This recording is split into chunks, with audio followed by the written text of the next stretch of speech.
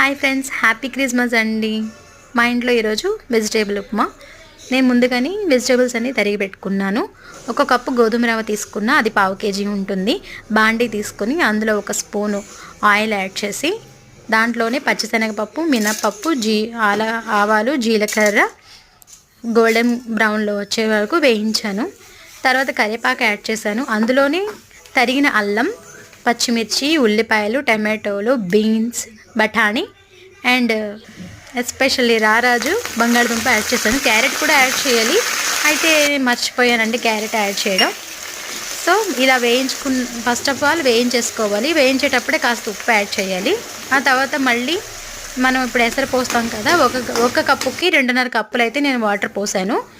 అలా మరిగిన తర్వాత ఉప్మా రవ్వ వేసుకొని ఒక 5 మినిట్స్ మూత పెట్టేసి అలా కలిపేసి మూత పెట్టేసి ఉంచేయాలి. 5 మినిట్స్ తర్వాత ఇదిగో ఉప్మా రెడీ.